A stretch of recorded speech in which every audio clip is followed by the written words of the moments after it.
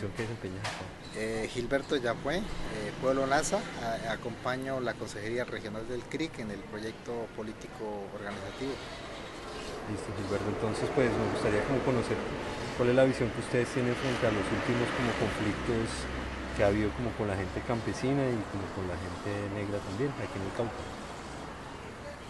Bueno, como siempre yo pienso que hay que tener como base la situación conflictiva de la tierra que ha sido permanente aquí en el Cauca por el tema y la necesidad del acceso a ello, teniendo como base las diferentes connotaciones ideológicas y políticas. O sea, sabemos de que aquí hay una realidad mayoritaria en términos de etnias, la parte indígena, bajo el concepto de pueblos originarios, de ser primeros, de tener el derecho a la preexistencia al territorio, sin que ello implique en la actualidad desconocer otras realidades, como son los campesinos, los sectores urbanos y los pueblos afros. Para nadie es desconocido de que en toda la época de la colonización de la nueva república, los pueblos indígenas siendo originarios fuimos desplazados a las altas cumbres, que hoy en día son sitios sagrados o estratégicos para la parte ambiental. Nosotros estuvimos desarrollando nuestros mejores proyectos de vida a lo largo y ancho de la cuenca del río Magdalena, el río Patía, el río Caquetá y el río Cauca. Hoy estamos en las altas cumbres, vuelvo insisto, sitios sagrados para nosotros, sitios estratégicos ambientales para el resto de la sociedad colombiana, especialmente en el Cauca. Acordémonos de que las mejores tierras se han concentrado en pocas manos, aún el gran latifundio permanece aquí en el Cauca, sobre todo ubicado en las mejores tierras productivas de los valles interandinos, Magdalena y especialmente en el Cauca y parte del río Patía. En el proceso de recuperación, recordémonos que los pueblos indígenas hemos dado la iniciativa de recuperar lo que ha sido nuestro tradicionalmente. Sabemos de que hay otros pueblos, otras necesidades, que de todas formas, en ese sentido de la vocación del trabajo por la tierra, no se le ha permitido el acceso oportuno a estas tierras. Me refiero especialmente a los compañeros afros. Entonces uno diría que esa situación de conflicto, yo diría liderada por esta situación de la concentración inhumana, indebida en pocas manos, donde no hay distribución equitativa y justa realmente al que la necesita, al que la trabaja, pues lógicamente viendo el ejemplo que ha venido haciendo los pueblos indígenas, muchas organizaciones campesinas y afros pues vienen planteando sobre la mesa también el tema de la necesidad. La ventaja que uno diría que tiene el pueblo indígena es que por su capacidad de movilización en el marco de la reivindicación de derecho, que nos ha costado lógicamente vidas, esfuerzo físico, económico, donde mostramos estadísticas de muertos, de huérfanos, de viudas, hemos logrado conquistar para nosotros unos acuerdos, y en ese marco de los acuerdos pues se han venido haciendo agendas para que el gobierno cumpla y entregue finalmente esas tierras. Hay un fenómeno en el Cauca que en los últimos tiempos se ha venido suscitando, es entre comillas, vuelvo insisto, entre comillas, una aparentemente estrechez de oportunidad en el acceso a tierras, en el acceso a ofertas para poder llegar a acceder a los acuerdos con el gobierno. En ese sentido uno diría que bajo esta irresponsabilidad o esta tesis de escasez aparente de tierras, pues se ha venido suscitando o hay fuerzas oscuras que en su mayoría son desde la institucionalidad, colocando muchos inconvenientes, muchas trabas, muchas dificultades. Y por más que se presenten ofertas, propuestas debidamente sustentadas, los recursos no se pueden ejecutar. Entonces, anexándola a esto, de todas formas hay un fenómeno que tiene que ver con el tema del desplazamiento. Sabemos de que de todas formas ellos también, en el marco justo de la restitución de sus derechos territoriales, han venido planteando el derecho a que ellos puedan ser beneficiados de tierras. Yo diría que sumado a toda esa situación, se viene presentando como un fenómeno de escasez de oportunidades para el acceso a predios. Todavía se viene presentando como una supuesta competencia, donde aparentemente los pueblos indígenas venimos haciendo ofertas o venimos accediendo a terrenos por fuera de nuestros resguardos ancestrales, sin negar la territorialidad. De igual forma, el gobierno, sin consulta previa, viene impulsando la compra de predios en cercanías, en inmediaciones o en territorios pretendidos por los pueblos indígenas. Yo diría que aquí es donde el escenario en forma, yo diría, indebida, en forma, digamos, agenciada por la institucionalidad, se viene propiciando esta situación de conflictos. Nosotros consideramos que los pueblos indígenas, los pueblos afros, pueblos campesinos tienen el derecho a la tierra, pero hoy en día hay que ir marcando como ciertas fronteras que permitan en forma consensuada dirimir esa situación de conflictos, y que al no hacerlo, lógicamente, es una situación estratégica para que la institución lo aproveche y nos pongan a confrontar entre nosotros mismos. Y en este caso de San Rafael, ¿cuál es como la posición que ustedes como CRI, como movimiento indígena, van a adoptar frente pues, a las cuestiones tan graves que han pasado estos días? ¿Cuál es como la hoja de ruta que ustedes han planteado? Bueno, hay una situación que hay que hacer claridad. Creo que nosotros somos muy respetuosos, compartimos y sentimos las angustias que el pueblo afrodescendiente tiene, pero es bueno ir creando una conciencia del concepto de la ancestralidad versus realidad de pueblos originarios, en el caso indígena, que no pueden ser antagónicos o no se pueden contradecir. Entendemos que toda la cuenca del río Pacífico y toda la costa atlántica se puede catalogar como territorio ancestral de los pueblos afros, por los tiempos en que ellos llegaron a ocupar y permanecer y ocupar espacios. Sobre la zona andina nosotros no conocemos territorio ancestral de los compañeros afros. Esto es bueno que se haya un debate, que haya una discusión con altura política, porque no se puede ilusionar a los pueblos afros diciendo que esa zona es territorio ancestral del pueblo afro, cuando no lo es. Vuelvo, insisto, que toda la costa pacífica y toda la costa atlántica sí hay esta categoría, gozan, y creo que merece el más profundo respeto y apoyo en sus acciones reivindicativas. En lo que tiene que ver con San Rafael, es territorio indígena. Creo que de estudios antropológicos, tanto hechos por la parte indígena como por las mismas academias, lo han demostrado. Este predio de San Rafael lógicamente fue comprado en el marco de la masacre del Nilo. Es territorio del pueblo indígena Nasa de Toribío. Hay un derecho de propiedad colectiva a favor del pueblo indígena, legitimado por su reivindicación frente a esa masacre del Nilo, y lógicamente el Estado en su cumplimiento ha entregado esto. Reconocemos,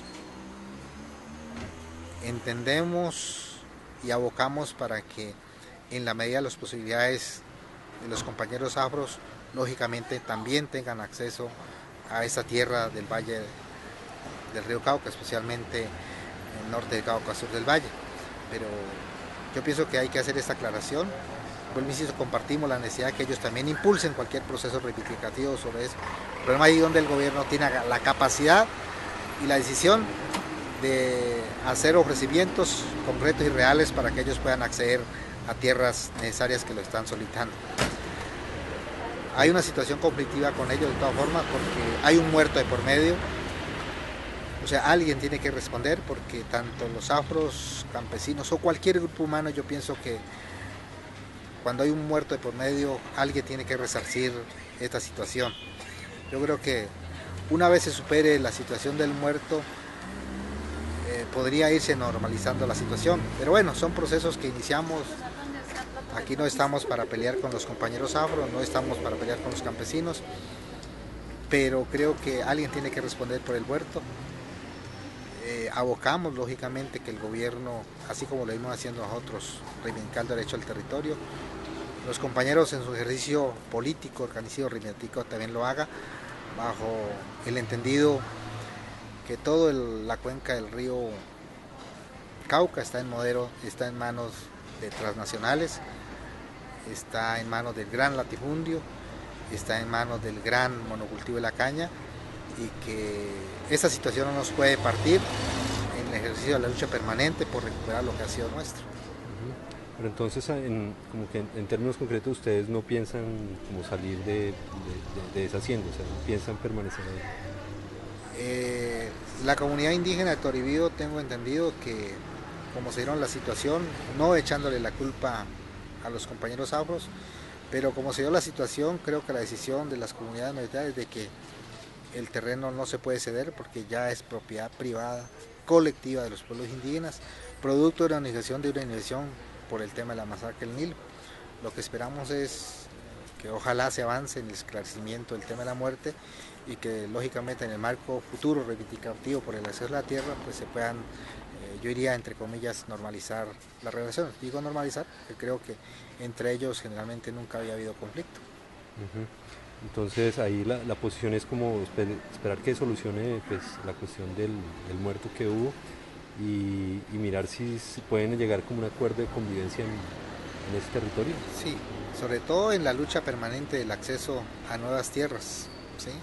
Pero bajo el proceso de la negociación o lógicamente a través de la movilización, pero que ojalá sea así porque es que, como le digo, la propuesta fue trabajada de los cabildos, pues sabemos que en forma indebida, bueno, por diversas circunstancias este predio fue afectado por los compañeros afros, seguramente tendrán sus sugerencias, tendrán su sustentación, pero esa es la posición que creo que hemos venido abordando y conocemos de parte del Cabildo de Toribío. Ya.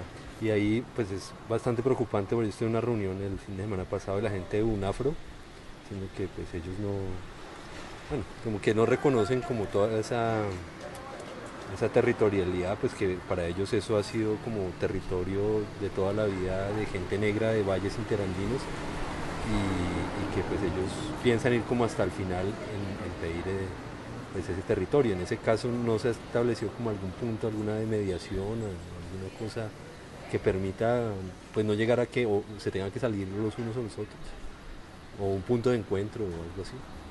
Bueno, por ahora creo que la parte en términos de la legalidad la tienen los pueblos indígenas, porque el predio fue legalmente adquirido a través de el establecimiento, en este caso INCODER, Ministerio del Interior, producto de la indignación que tiene el pueblo Nasa con la masacre del Nilo. Pues en este caso por ahora, vuelvo insisto, mientras no haya o se vislumbre una nueva opción, el Cabildo les corresponde hacer el ejercicio de la defensa de que hemos sido respetuosos, o sea, respetuosos de la propiedad privada individual, como lo alegan unos, para el caso de nosotros es una propiedad privada colectiva, y la idea, vuelvo insisto, que ojalá se avance el esclarecimiento de la situación que se dio alrededor del muerto y seguir como paciente en términos de que al Cabildo le asume solicitar a las instancias competentes de que se haga respetar este predio adquirido formalmente en términos legales por la institución a favor de la comunidad de Toribío. Pero en ese caso, pues lo digo porque históricamente el pueblo Nasa y la gente del CRIC pues ha recurrido mucho menos a la institucionalidad para solucionar los problemas de tierras. Pues de hecho todas las recuperaciones, las tomas de tierra se salen de la institucionalidad para recuperar pues unos derechos que son legítimos. En este caso no sería contradictorio como atarse a la institucionalidad para hacer respetar esos derechos. O sea, por más que hablemos de autonomía, nosotros de hecho las movilizaciones en términos reivindicativos es un concepto que uno podría decir ilegal algunos, pero no, acordémonos que el tema de las acciones de movilización que implica recuperación la catalogamos, no es una cuestión ilegal, está dentro del marco constitucional. ¿Sí? Y cualquier proceso que se haga de afectación de los territorios siempre se llega a la institucionalidad.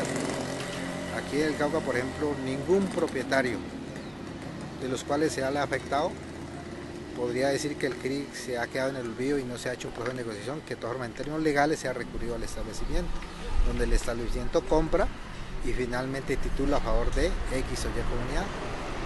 O sea, sí, digamos que uno se ve abocado a las vías de hecho, pero finalmente se recurre a la institucional por el tema del carácter vinculante.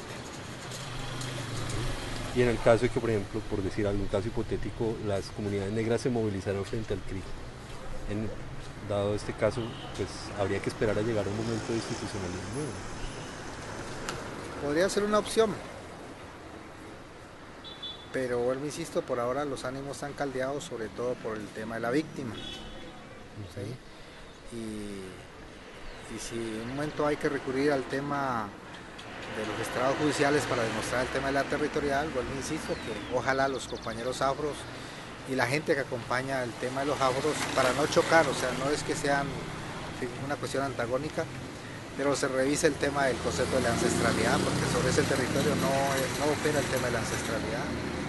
Yo al comienzo lo dije, respetamos, asumimos, valoramos, reafirmamos el tema de la ancestralidad del pueblo afro sobre la costa pacífica y sobre todo el tema de la costa atlántica, sobre zona andina. Por lo menos a nosotros no nos consta de que el tema afro sea un tema ancestral, a diferencia de los indígenas, que podemos demostrar categóricamente que sí gozamos de esta condición. Pero y en el caso, por ejemplo, de las comunidades nasa que han llegado recientemente a asentarse en el Putumayo o en otros lados donde no hay una ancestralidad nasa, ahí no... Allá se han venido haciendo pactos entre comunidades. Ha sido un ejercicio bastante difícil, porque no es lo mismo estar aquí en zona andina, por ejemplo en la zona de selva, donde prácticamente en un ejercicio heroico la gente va posesionándose. Allá la práctica ha sido constituir nuevos resguardos y lógicamente uno iría, entre comillas, también frente a la disposición de tierras que no hay tanto conflicto, pues no ha sido tan conflictiva esta situación. Claro, pero en esos casos no se apelaría a ancestralidad porque No. están fundando nuevos resguardos. No. Ya. Y la última es con respecto al otro sector, al sector campesino. ¿Cómo ves como esos conflictos que han emergido también en el último tiempo con respecto a la educación con el sector campesino? Bueno, el caso podría remitirse al tema de San Andrés. O sea, uno ve aquí una clara intromisión de la institucionalidad, en este caso la Secretaría de Educación del Departamento del Cauca, situación que la ha sabido jugar hábilmente frente a intereses no de campesinos en su colectividad, pero sí de algunos a nivel individual, donde a veces se desconoce mucho el tema indígena, ¿sí? Porque hoy en día, por ejemplo, estamos haciendo todo un ejercicio donde ha permitido ahorita colocar sobre el tema de la mesa el tema de los títulos coloniales republicanos. El caso especialmente de San Andrés, resguardo de Inzá, Turminá, San Andrés. Todos esos son territorios que gozan categóricamente de títulos de tipo colonial vigente, ¿sí? Que lógicamente no negamos, yo lo dije al comienzo, esa otra comunidad no indígena que por el proceso de colonización se fue asentando poco a poco al interior de los resguardos. Nunca la hemos desconocido ni pretendemos negarla, pero hay un derecho preexistente que tienen los pueblos en tema del autogobierno frente a todas las políticas y la parte operativa en los territorios indígenas. Entonces, esta situación nunca había sido su conflictiva. Recordémonos que el tema de San Andrés no revienta por la causa indígena, revienta por la intromisión de un personaje que especialmente era la rectora de este centro educativo, en complicidad de la Secretaría, donde en forma unilateral crea y pone en funcionamiento situaciones de tipo jurídico, ¿sí? Entonces vemos cómo esta situación le inicia la institucionalidad de algunas personas. Hoy en día, digamos, un conflicto que no lo armamos nosotros, se aprovecha, se creció, lógicamente se conoce todas las situaciones, pero no se está negando ese tema de la participación indígena, ahí están, es una realidad, pero nosotros tenemos el derecho de hablar de la educación propia. Mire que ahí empiezan a haber conceptos, ambigüedades, frente a qué entendemos por educación propia y qué entendemos por educación intercultural, ¿sí? Entonces, esas situaciones, digamos, mal manejados, influenciados desde la parte institucional, de toma generan choques innecesarios, creemos así, pero en ninguna forma nosotros estamos negando esa realidad, ¿sí? Inclusive hubieron propuestas muy buenas de convivencia ya, que por la terquedad de algunas personas así fueran propuestas muy buenas, por la intransigencia, por la radicalidad, en algunos casos por desconocimiento de las particularidades, se echaron al suelo. Ajá. Entonces la posición de ustedes ahí sería no tanto asumir como una educación solamente propia indígena, sino desarrollar proyectos interculturales educativos. ¿Cuál sería la posición de ustedes? Bueno, lo que hemos venido planteando es la educación propia en términos de su integralidad, por ejemplo, el territorio, contenidos, calidad, la parte administrativa. Si nosotros simplemente estamos ejecutando principios que fueron consignados como derechos reivindicativos en la Constitución. Si uno revisa el artículo 286 de la Constitución, que habla de las entidades territoriales indígenas, si vemos el 329, el 330, simplemente estamos ejecutando esa parte. O sea, lo que de la otra parte no indígena, lo que uno espera es que ojalá haya un poco de comprensión, que no se trata de rechazar, ¿sí? Ni se trata de que se alineen a esa situación, sino que se comparta, se conviva. No se trata de sometimiento tampoco, ¿sí? Pero que no se niegue ese derecho que tienen los pueblos indígenas, que no por ningún lado debería chocar con el querer, los sueños de esa parte no indígena que lógicamente habitan en nuestros resguardos. Pero tú no ves, hay un problema ya después de 20 años de la Constitución, de que hay como una juridicidad solamente para comunidades homogéneas en lugares que a veces, pues por todo el desarrollo de cómo se ha dado el país y todo eso, pues conviven diferentes grupos étnicos, como que solamente se les reconoce derechos a unos y el resto, bueno, lo que pasó con los indígenas antes, que ellos tampoco tenían, pero como que ahora hay un ejercicio al revés de Claro. eso. No, pero yo digo que frente a ese marco de respeto de esa diversidad de conceptos ideológicos en la práctica, había una propuesta ya de, por ejemplo, de trabajar jornadas la parte indígena, digamos, no en términos de sectorizar, pero sí dar como ese margen de libertad de desarrollar lo particular, ya que compartir el centro estableciendo unos horarios específicos, mientras de pronto se avanzaba en un corto tiempo en una propuesta de convivencia mucho más avanzada, pero como le digo, no se alcanza a interpretar esta situación de pronto de avanzar en periodos de transición de la situación y de querer solucionar de la noche a la mañana toda esta situación. Entonces se recurren a influencias de tipo político, a nivel legal, a nivel constitucional, entonces empieza un choque, yo diría, de juego jurídico, de estrados de tipo judicial. Bueno, pues Víctor, lo último que te quería preguntar era, ¿por qué no nos dices como ya 5 minutos, ese avance que se ha logrado a nivel de lo de las transferencias? O sea, lo que me estabas contando ahorita de la posibilidad de manejar directamente las transferencias desde los cabildos. ¿Cómo, ¿Qué es lo que se va a reconocer a partir del 2012?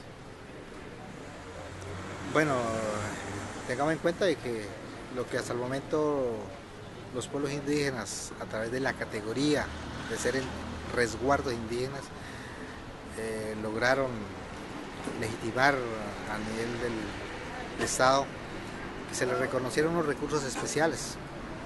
O sea, no necesariamente son transferencias. Bueno, que esa connotación jurídica la tenga en cuenta. No unos recursos que se le asignan de carácter especial. Y lo que dice la norma era que estos recursos debían ser para desarrollar en su plenitud la parte indígena, en términos flexibles en el marco de los planes de vida, de acuerdo a sus costumbres. Sabemos que por algunas deficiencias de tipo administrativa, el gobierno ha tenido su recelo, su desconfianza hacia dónde van dirigidos estos recursos y ha intentado de todas formas limitar el acceso en términos de participación, limitar sectores y solamente ponernos como a cumplir funciones del establecimiento del Estado a favor de los intereses que ellos tienen. Pero ha sido como el tema sobre la mesa de cómo volver nuevamente a recuperar ese cierto grado de flexibilidad, de libertad, de autonomía y de ejercicio pleno de la parte administrativa. Entonces ha sido como la sustentación por la cual en esa situación aunque hemos venido planteando que algún día se lograra hacer las entidades territoriales indígenas, situación que vemos lejana todavía. Entonces, mientras eso ocurre, pues hemos dicho de que a través del plan de desarrollo, o sea, la ley del plan de desarrollo, se faculta al gobierno para que en primer lugar estas transferencias no tengan tanto condicionamiento a los sectores que dice la ley 715, sino que sean de libre inversión, marco usos y costumbres y bajo la sustentación de planes de vida local por cada resguardo. Esperamos que en este 2012 estos recursos sean transferidos en su totalidad a través de contrato a los cabildos que sustenten y demuestren capacidad financiera, capacidad administrativa, capacidad de gobierno, porque de todas formas vemos de que es positivo, pero de igual forma podría ser un elemento de generar más contradicción a los pueblos indígenas, porque a partir de que los resguardos, los cabildos empiecen a hacer este ejercicio administrativo, también empiezan a ser sujetos punibles de investigación. Entonces hay que asumirlo con mucha delicadeza. Hemos dicho que ojalá este ejercicio se haga de forma gradual y no en forma totalitaria o 100% 2012. Y lo que tú decías de que esa sectorización o esa obligatoriedad a los sectores indígenas de gastar las transferencias en algunos sectores era una interpretación de planeación. Planeación, lógicamente, en su ejercicio institucional emite conceptos, emite directivas que no tienen la fuerza de ley. Sin embargo, los entes territoriales municipales lo han asumido como norma. ¿Sí? Entonces, vemos como que esto ha sido una dificultad porque los municipios, los jurídicos de los municipios se abstienen de recibir y ejecutar proyectos que no estén en los 5 sectores. Todo eso ha sido una santalanquera. Pero un es un concepto de planeación, no es una norma. Sin embargo, ellos lo han asumido como una directriz jurídica. Pero es una interpretación de planeación sobre el artículo 356 o sobre la ley 715? No, sobre el artículo 83 de la 715. O sea, en la 715 no estaba restringido a esos sectores. No, porque el concepto que se manejaba era que los cabildos podrán ejecutar prioritariamente enumeradas 5 sectores. Entonces, si usted revisa el concepto prioritariamente, no dice exclusivamente. Que eso era la ley 60. Claro. Listo, bueno, muchísimas